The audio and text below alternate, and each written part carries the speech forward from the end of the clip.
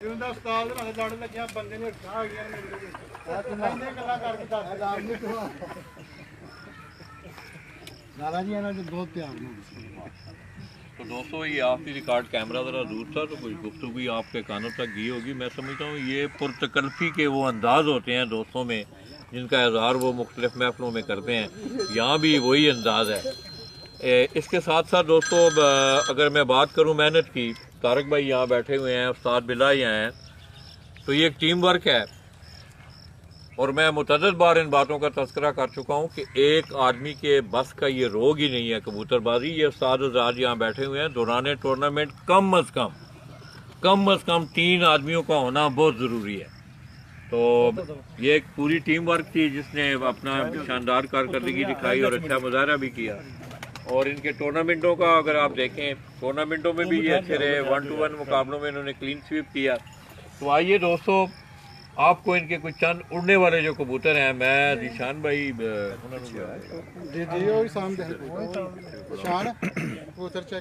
हम इज्तिमाई तौर पे भी आपको उड़ने वाले कबूतर दिखाएंगे। और जिशान भाई से मैं कहूँगा कि जो कबूतर उन्हें अच्छा लगता है, उड़ने वाला जो कबूतर उनका अच्छा कबूतर है, वो भी ले आए, उसका भी शौक करवाएंगे। सोहेल जरा दिखाओ लोगों को ये कबूतर। अंदर जाओ बेटा। मैं पता कि क्या रहे हैं सारे अंदर करके ना मेन कबूतर में बाहर कर ले। हाँ कर लो अंदर का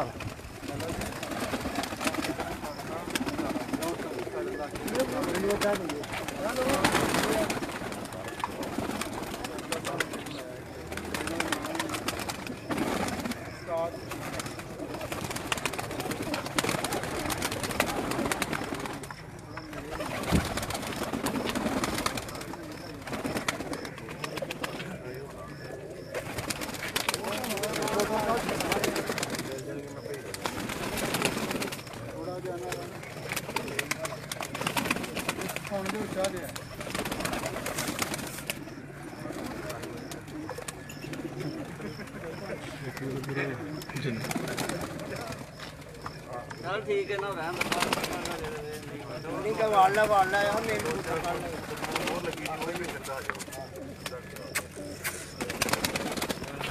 अलावा जो वो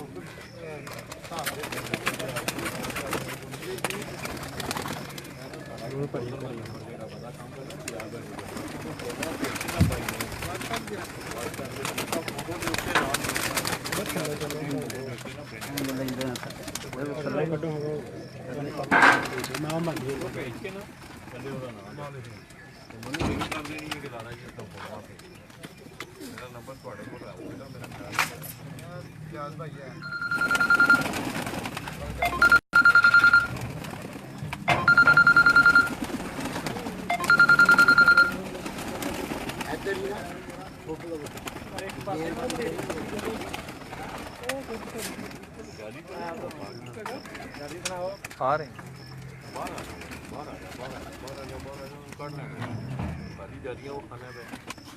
ऊपर चारों देना होते थे।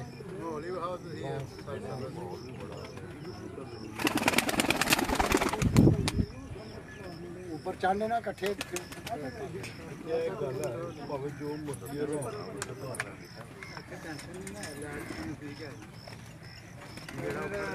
चांदी लैब जी ਅਸੀਂ ਰਾਤ ਵੇਖਿਆ ਨਾ ਚਾਂਦੀ ਲੈਬ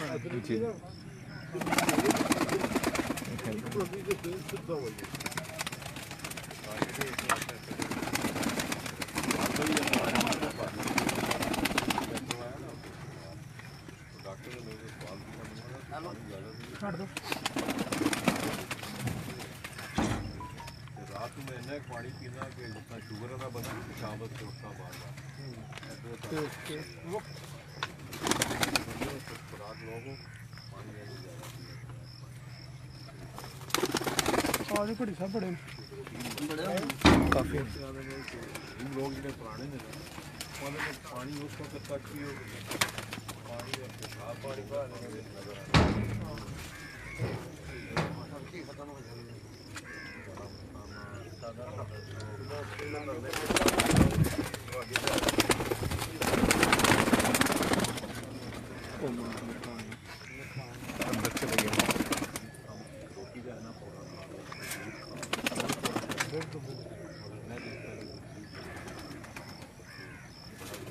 पानी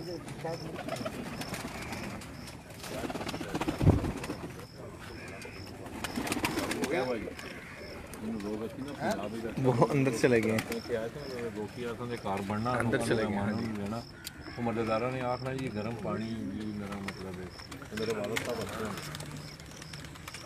लेमन और कहवा वाले खून उसके भी चीज़ें अच्छी चीज़ें चाहिए थे सर्च जापानी any kind of blood disease in your when जेड़ा थोड़ा खून है वेना कि कोई भी बीमारी उन्होंने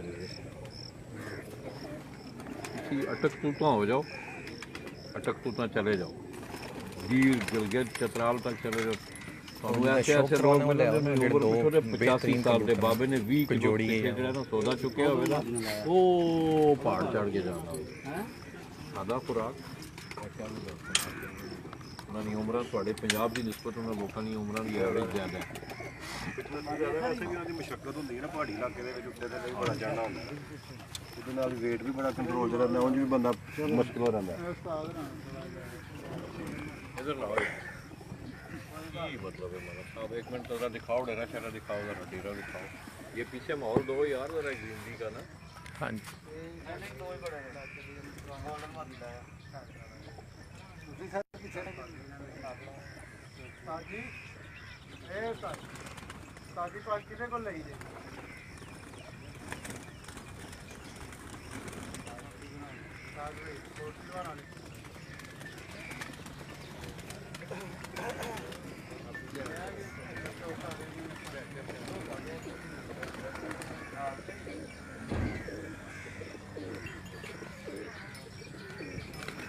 ये उनके डेरे के मनाज़र आप मेरी स्क्रीन पर देख रहे हैं।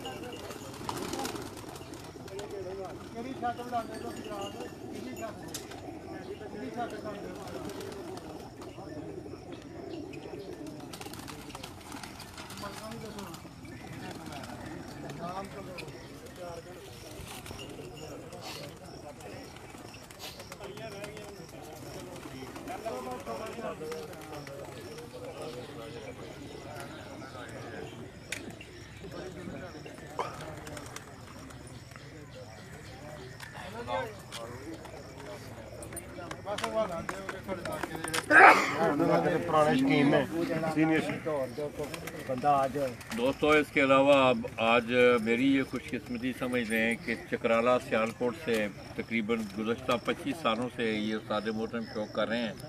बशीर भट्ट इनका नाम है, मेरे साथ बैठे हुए हैं और इनका ये कहना है कि इन्होंने मुख्तलिफ़ छतों पे ज़िला गुजरात की मुख्तलिफ़ छतों पे अपने स्टनोर में 25 साल दौर में इन्होंने शौक किया है।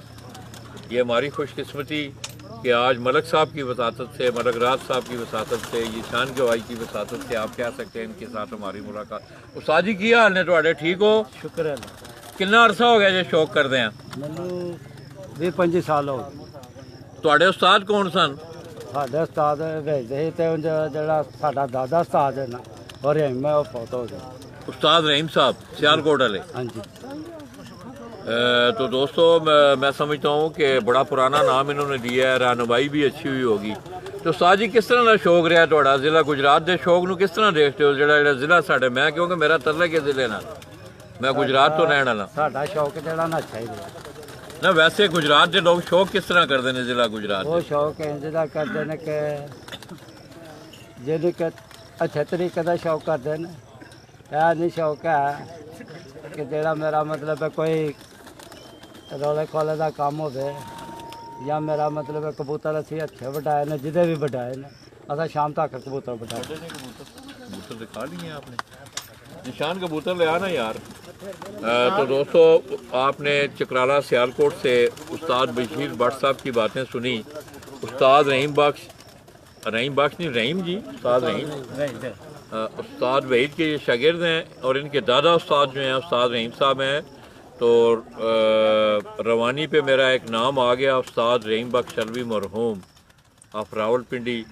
दोस्तों उस शख्सियत को भी आपके इस फ़न पे एक बहुत ख़ास मलका था, और ख़ुसूसी तौर पे कबूतर के पहचान के हवाले से मैं बात करूं, जोड़ा लगाने के हवाले से बात करूं, उस्ताद रहीम बख्श अलवी मरहूम ऑफ रावलपिंडी को इन चीज़ों पे बड़ा मलका रहा है, और उन्होंने अपनी सारी उम्र आपके इस फ़न में गुजारी है। इवन के रहीम बख्श अलवी साहब ने आपके नॉलेज के लिए उन्होंने शादी भी नहीं की थी, और एक बड़ा नाम था। उस्ताद जी तुहाडी बड़ी मेहरबानी, तुसां सानू टाइम दिता, इन्ने दूरों से टुर के आए हो कि अज तुहानू लोग बाहर भी वेख रहे हैं, बड़े बड़े दूर तुहानू बाहर कोई यार सज्जन है ने बैठे तुहाडे कोई वेखण वाले।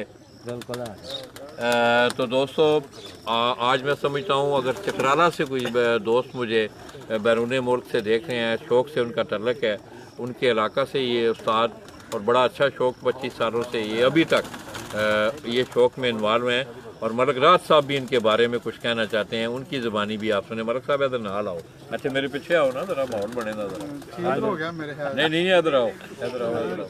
हाँ ठीक है, आ जा चल जी लाला जी अब आते हैं और पहचान में है कबूतर ने जेडे कप के विच उड़े ने।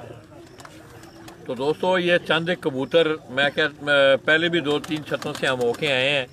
तो एहसान जाट, नदीम जाट और इसी तरह जीशान जाट की छत से ये जो कबूतर आप मेरे हाथ में देख रहे हैं, इन कबूतरों की परफॉर्मेंस ही अच्छी रही है, और इन्हीं कबूतरों की कारकर्दगी की वजह से उन्होंने अपने 1-to-1 मुकाबले भी जीते, और इसी तरह टूर्नामेंटों में भी उनकी कारकर्दगी जो है वो बड़ी शानदार रही है।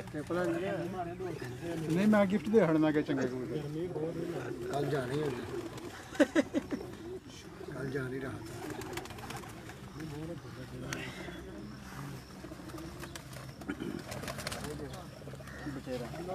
आया ना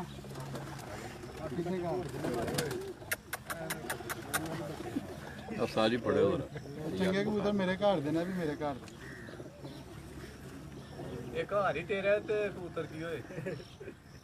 ये दोस्तों ज़रा कबूतर अगर आप